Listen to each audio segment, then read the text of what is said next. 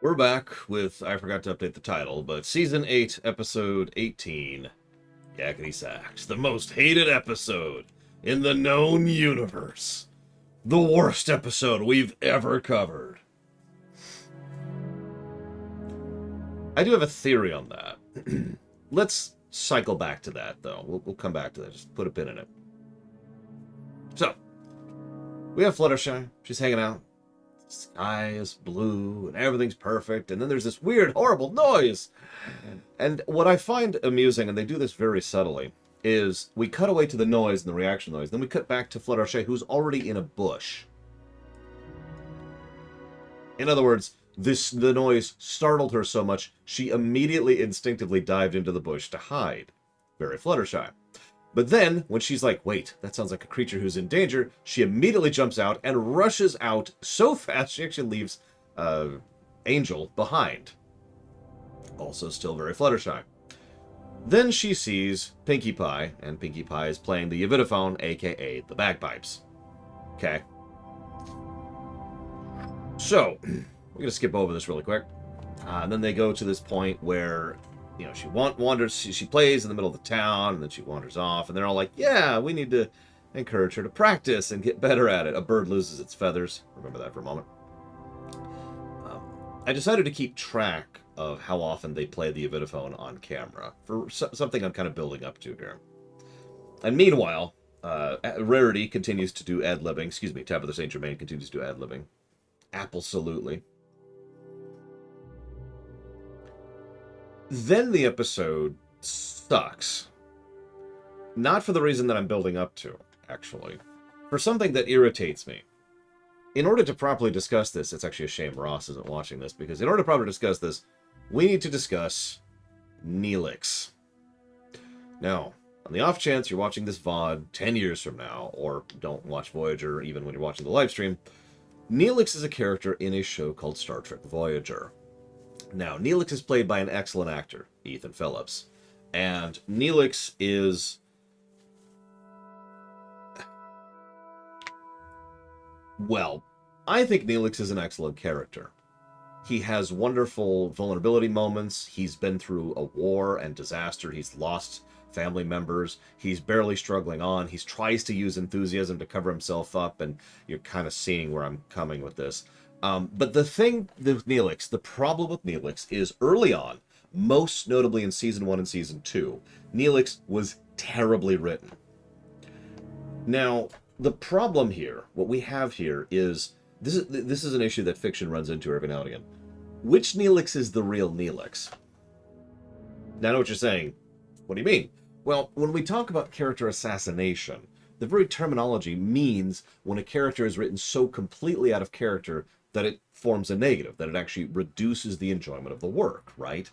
The example I like to give is if Picard walked onto the bridge, swore like a sailor, and pulled up Tasha Yar's shirt to expose her mammary glands right there on hers. That would be extremely out of character for Picard to do. That's an extreme example, but this is the kind of thing that bothers me when it comes to any fiction, when someone is character assassinated, because Picard wouldn't do that. And imagine if a whole episode was focused on, you know, dealing with the consequences of that moment, right? So, it irritates me when we have these moments of character assassination. But which one is the real Neelix? Because percentage-wise, Neelix being the loud, abrasive, terribly written asshole is more common than what I consider to be the real Neelix. Now, it's obvious why I think of it that way, because Neelix is badly written when he's a dick and well-written when he's not, so I tend to take the well-written perspective and point to that and say that's the real Neelix, and all this former stuff is character assassination. But you could see how this is a debate. You could see how the argument could be leveled that that's the real Neelix. What does this have to do with Pinkie? One of the most consistent things that has irritated me about this show is when Pinkie has been abrasive, rude, and actively violated Rule Zero. Completely ignored the wishes, desires, and impressions of others in order to impose upon them in a way that is derogatory or detrimental. This episode is one of those episodes. Yeah, that's great, you're all enthusiastic, but she was actively rude in a very overt, very obvious way. And as I was watching this, I realized that this is not the first or the second or the third or the fifth time we've seen this happen. This is a semi-recurring thing. Is this the real Pinky?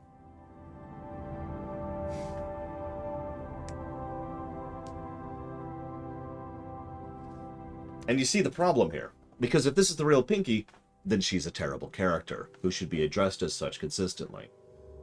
But if this is not the real Pinky, then this is character assassination, which should be addressed as such and derided appropriately.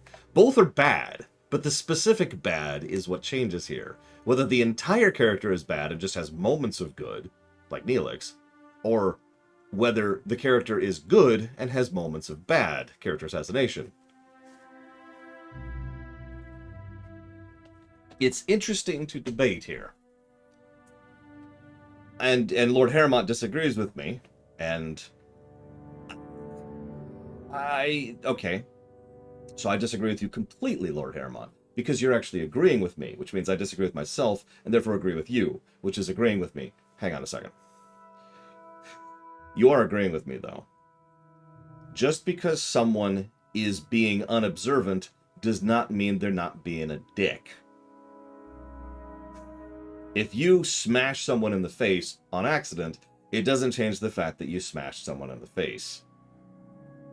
That being said, whether or not this is in character or out is something that can be debated. Now, I hate this crap because it's irritating, which is a point I'm kind of building up to. And I hate this crap because it's happened before. And that's the reason why I think that I'm actually right on this one and you are not. No offense. Because this is a consistent pattern. That's why I brought up Neelix. There is a consistent pattern of Pinkie Pie being completely blinders to all the people around her. Their opinions, their perspectives, their needs, their wants, their desires. That happens in many episodes. It's irritating every time, but maybe that's just Pinky. Like you said, it is debatable if she's actually observant. It is possible she's not, and that's just her. And that sucks, because that makes her a bad character, who periodically is good. See Neelix. And I find myself debating this because when I think of Pinkie Pie, I think of the good stuff, because it's me. And I think of the episodes where she's awesome. And I think of the episodes where they do some great stuff with her character. And then I look at this episode and other ones like this, and I'm like, oh, Imperial Star Destroyer. What's that energy bar, protein bar? I lost the link to it, and I've been meaning to buy it, and I haven't been able to because I couldn't remember the one you linked me, or the one you told me about. That's... I don't agree with that, Raskor, but the reason I don't agree with that is specifically because of the fact that I don't give the writers that much credit. Every time Pinky is a dick, it's because comedy. It's not because she's complicated. It's not because she's observant. Or sorry, she's failing at observe. It's not because she's over-enthusiastic, like Lord Harrowmont pointed out. Every single time they pull this trick, it's because they're trying to pull a cheap laugh, which is what irritates me about it. That and the fact that she's being irritating, that irritates me too. Which I suppose we should go ahead and build up to the point of why I think this episode is so bad. Because I doubt most people even give a damn about the Pinky irritation thing. That's just the thing I was focusing on. No. You know what really makes me look at this? Robert Irving. There they are. Fit Crunch protein bars. Thank you. So I won't lose the link again. What really irritates me, is the Pinky thing. What really irritates everyone else, maybe theoretically, asterisk, I don't know if this is true, but I do have a theory here. A lore theory. During the first... let me walk this back. Let me build up to this, because I've already been building up to this. How many of you remember Dr. Pulaski in TNG? How many of you dislike Dr. Pulaski in TNG? How many of you changed your minds about that when I brought it up, when I changed my mind about Dr. Pulaski in TNG?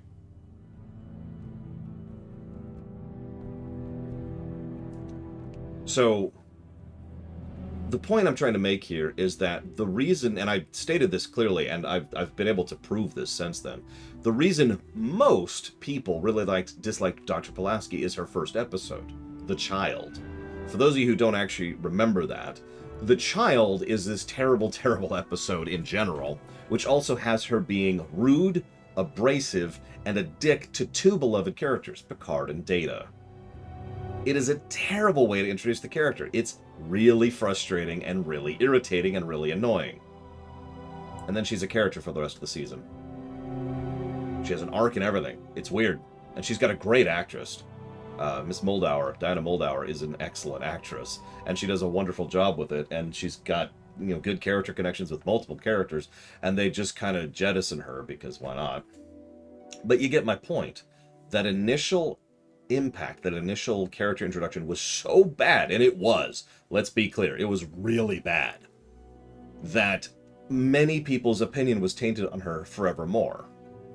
And again, I was the exact same way. I want to be clear about this. I'm not like saying, oh, I'm so much smart. No, I never realized that until I was doing the ruminations. And I was just like, oh, God, Pulaski's the worst. And then, like, the second episode, she was fine. And I'm like, now what does this have to do with Pinkie Pie and this episode? I decided to go ahead and actually jot down the specific numbers because I think it makes my point. In fact, one of the reasons this particular Streamination was late is I had to rewind the episode to rewatch the first 7 minutes and 17 seconds. 7 minutes and 17 seconds is the moment at which she abandons the bagpipes, the iridophone, and decides to go on and the episode moves onwards, okay? So for 7 minutes and 17 seconds of this 22-minute episode, 3 minutes and 3 seconds of that has a really irritating bad bagpipe sound playing during it. That's almost half, and by the way, that's counting the opening crawl, the title screen. So that's actually over half if you count that. Over 50% of the first third of the episode is entirely focused on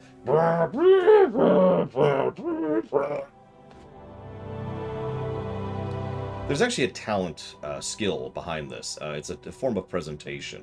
It's when you want something to be annoying in-universe, but not annoying out-of-universe. You don't want the annoying brat to be annoying brat, because then the audience is going to hate them. You don't want the annoying music to be annoying music, so... and so forth and so on, right? Now, exactly, Rascal. Just because it's annoying on purpose doesn't stop it from being annoying. There's a skill to showcasing these kind of things and not making them actually annoying. I actually have an example of this from this show. Celestia's bad acting, which they reference in this episode. I thought that was funny. Back in whatever episode that was earlier in Season 8. That is not someone who's a bad actress. In fact, that's someone who's a good actress doing faux bad acting, right? You've probably seen actual bad acting. It's aggressively bad. It's irritating, right? It's frustrating. It's something you just don't want. Ah, God, no. Right? But instead what we have is faux bad acting. So there's ways to present something as annoying without annoying your audience. And that should be a thing, and that should be how fiction is done. Because if you're deliberately trying to annoy your audience, then what the frell is wrong with you? And yeah, I'm going to go ahead and add the continuity counter for the obvious reasons.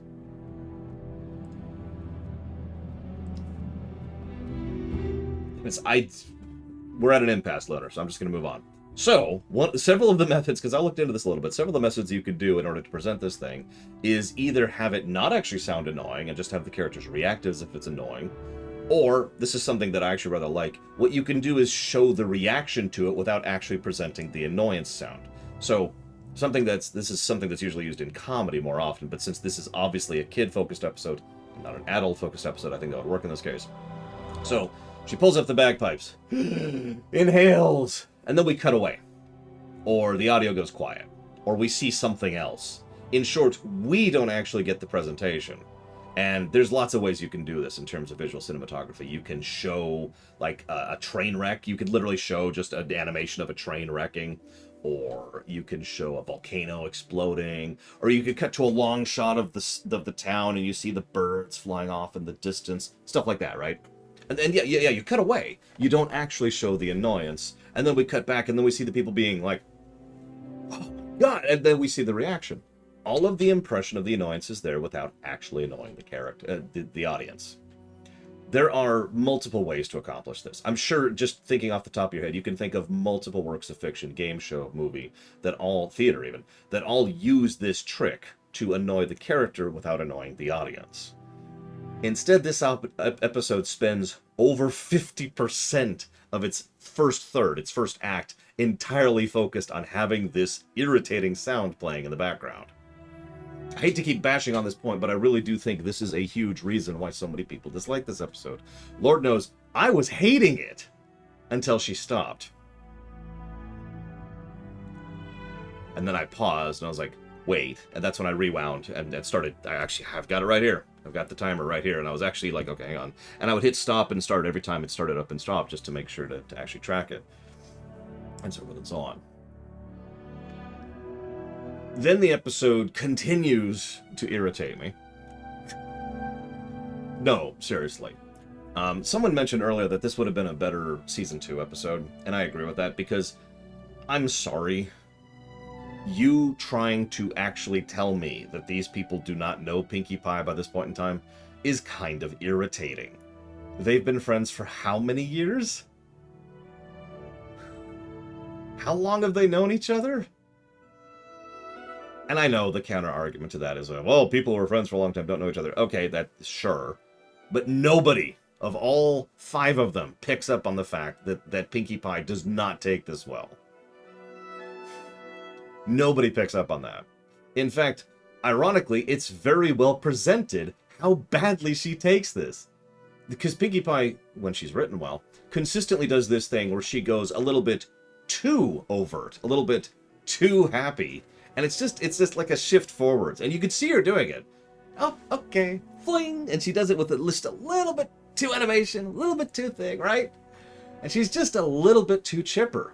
Praise to the voice actress. She sounds exactly like Pinkie Pie should here. She's throwing up the mask, which is what she does whenever she's actually sad or depressed about something. The mask doesn't last, and she turns into grayscale mode, which actually causes the flowers to rot. I'm not going to comment on that. But that initial presentation was spot on. So then things get interesting.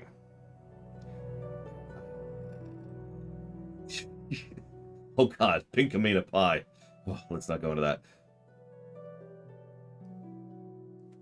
At one point, someone, I think it was Rainbow, says, and I wrote it down, so she's not good at this thing she enjoys. What's the big deal? That stuck with me. This is about when the episode starts to get me again. I've been pretty negative towards this episode so far. But in the reverse of my usual, this is when I start liking the episode. Because I completely sympathize with Pinkie in this moment. And I'm pretty sure I'm not the only one. How many of you have something you like to do that you're not good at? I should raise my hand because, of course, I am in this category. I imagine most of us are. And this tends to be the primary focus for the entire rest of the episode. Which is good. Because, again, she was being a dick early on, and that's frustrating. But now it's all focused on her not being good at something she enjoys. Now, I'm pretty sure this show has covered that before, but again, I'm not really that against recovering up things as long as they do a good job with it. So, they decide to try and cheer her up by focusing on all the other things she's good on. Or good at. Now, that's not a terrible idea, really. But put yourself in Pinkie Pie's shoes for just a moment. You really like, you don't have to tell me, but picture it, okay? You really like X, but you suck at it. And so your friends are trying to cheer you up by making you focus on all these other things you are good at. And it's really easy to feel how that would actually make you feel worse, not better. Now, everyone's different, of course, and everyone's going to have their own different reactions. But you could probably at least understand how that would magnify how depressed you feel rather than diminish it. Yeah, I could do all these wonderful things except this thing I want to do. Exactly, Raskor. And now you're just like... I'll go ahead and tell you one for me. I love to draw. I am not a good artist. I've loved to draw since I was little. I think I've told this story before. I've taken so many classes, I took so many drawing classes and so many art classes in my high school career that they invented a new one for me so I could have another hour of art class in my senior year. I love drawing. I suck at it. I am terrible at it. I literally can't draw a straight line. That's not a joke. If you've ever seen any of my artwork that's actually good, you'll notice it's all curves. I can do curves just fine. I actually draw like this. And I just do it like that, you know. Can't do a straight line. My self-portrait sucked. It was awful. I still enjoy it. And this is when we get into the other niggle here. Because there's a difference between that and what's actually going on with Pinkie Pie here. Really. Now,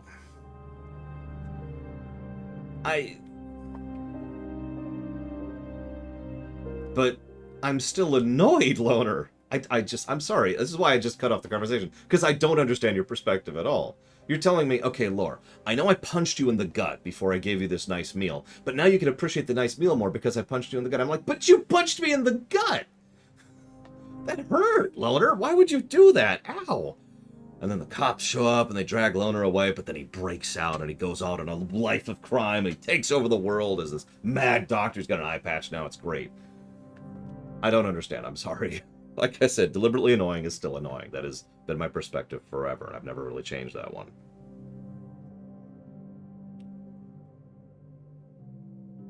Pinkie Pie wants to be good at the I forget what they call it. She wants to be good at the bagpipes. Let me use another comparison here. Now, I suck at drawing. I still enjoy it. I had to learn that. I'll admit it. I had to learn to enjoy... See... But now I have vomit in my mouth! I had to learn how to enjoy drawing and artistry and painting and sculpting. It's the whole category, by the way. I don't know what to summarize that as. I had to learn how to enjoy that despite the fact that I suck at it. What if you want to be good at it? What if what you enjoy is being good at it? What if you enjoy making good music? Not just, you know, making music. What if you enjoy playing the trumpet well instead of just playing the trumpet? What if you enjoy being good at video games? This is actually fresh in my current mentality because I am good at video games. And it was a real treat to be able to play through the Mega Man games. Because I am damn good at Mega Man games. I enjoy that. During one of the runs, I was having issues, and someone brought up, well, who cares? You know, you enjoy Mega Man, right? I was like, well, no. I mean, yes. But I enjoy being good at Mega Man. I've put many hours across many decades of practice into being good at Mega Man, because that's what I enjoy. Which then puts us right back to Pinkie. She doesn't want to annoy her friends. Of course she doesn't. She wants to be good at that bagpipe. When she goes to Yakistan and listens to a master at play, it bothers her even more. Of course it does.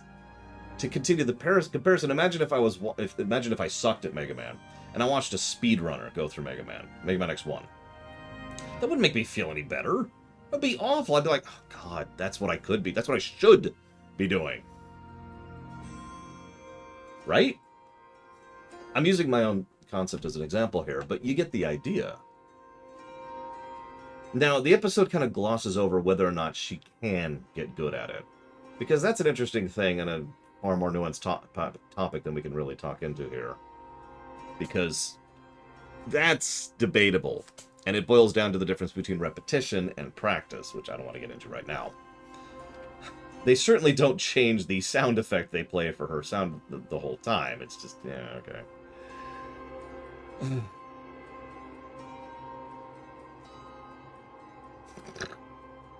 You've had too many Sundays. Yeah, she's getting drunk on Sundays. Also, Maud was... So let's go through my notes really quick here. Sorry, I kind of skipped forwards a little bit. I guess we can finish the point. The point is, I don't know if Pinkie can get better. Right? I could get better at Mega Man. I did. But I never got better at artistry. Now, I don't know if I could or not. That's a matter of debate, and I certainly haven't put any time or effort into it into about 2 decades. I walked away from it. But you get the point, right? It is possible, as Lord Harriman says, that she can't get better at this. That this is something that no matter how much she practices, she's just never going to get the hang of. She still loves doing it. And that's fine, just like the artistry thing. As long as she's not a dick about it. I'm sorry, that still bothers me. But moving on. So, a couple quick notes here before we wrap this up. Let's see here. We see the featherless bird is back during the tea party. I love how they literally put up the mask for Pinky by putting her in makeup and tousling up her hair. I like how they put together an appreciation day for Pinky, because of course they would. Because of course the townsfolk would be into that. The townsfolk loves Pinky. They have since forever. I mean, do you remember the episode in which Smile was played? Cranky Doodle Dandy, or whatever that one was called? They actually finally addressed the fact that Gummy doesn't talk. As, you know, Fluttershy says, if he would talk, I would understand him, but he doesn't talk. Yep, okay. And it's officially a holiday now. She has the authority. She can do that. Maud is more obtuse than usual, although that got a good gag, so. And then Maud just volunteers everything. My favorite gag in the whole episode, which actually got a legitimate laugh out of me, was Rarity saying, "I'm terribly sorry, man. I'm so sorry, Maud. I must have misheard you. It sounded like you said that Pinky moved away." And Applejack's like, "That is what she said." "Oh, I'm terribly sorry, Applejack. I'm terribly sorry. I feel like I must have misheard you." Like, word for word. That got an actual laugh. And Maud was awesome as usual. And then they start playing the actual I'm just going to call them what they are. Bagpipes. How many of you have heard good bagpipe music? Now, what's funny is how many of you have heard bad bagpipe players, too? That's why I keep calling this bagpipes, because I'm pretty sure that's almost one-to-one, if not literally one-to-one. People who first learning the bagpipes sound about like this. Off-key, discordant, it's just weird, awkward noise. Because bagpipes are really hard to play. You get a master behind those things, that is amazing music. And there can be some wonderful stuff with that. So, we hear that, which also kind of contrasts the other thing. This is the nice meal now that Loners made me vomit up everything. Stupid question before we move forward. Where the hell's Yona in this episode?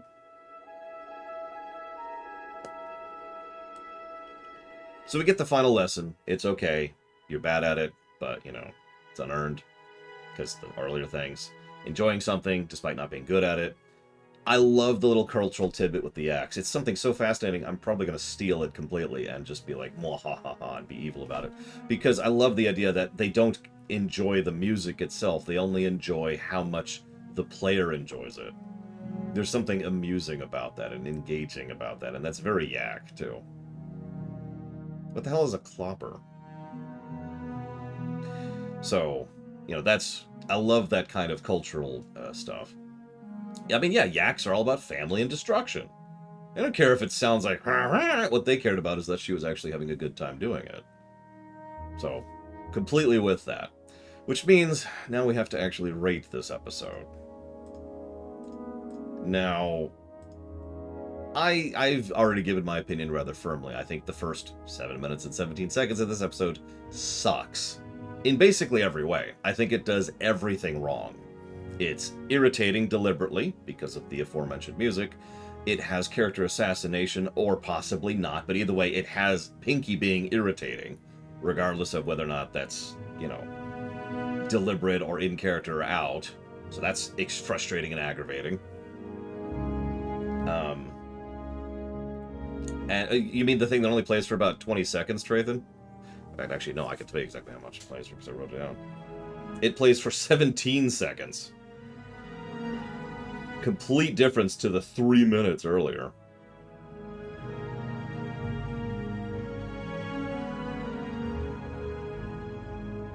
So.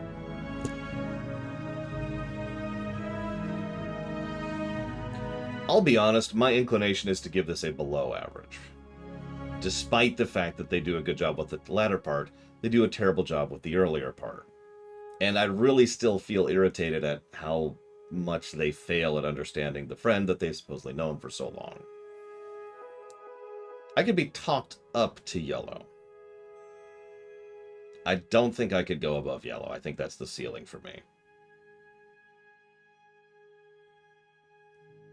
Because in the interest of fairness, we have 1/3 terrible crap, 1/3 moderate, and then 1/3 good.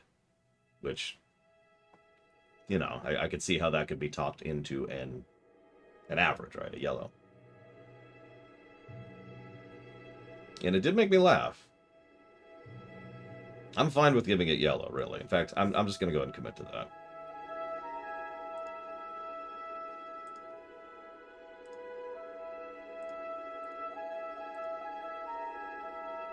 And yeah, I actually kind of agree with Weoz there. So we'll go ahead and pull that up to a yellow. I was going to give it a green. That was my knee-jerk reaction. I don't think it's blue. I think too much of it is decent to push it down into blue territory, but either way, that was the worst episode of MLP. Not as bad as I was expecting. Certainly not great. Next week, we'll be covering 2 episodes. I don't even know why I'm looking at this. On the Road to Friendship and The Washouts, which I have no idea what those are. Because as usual, I'm not looking at the summary, so I have no idea what those episodes are. So, otherwise, we'll be continuing with Mario Sunshine Tuesday, probably finishing Mario Sunshine Tuesday. And then I guess we'll be starting Force Unleashed after that. So, see you around.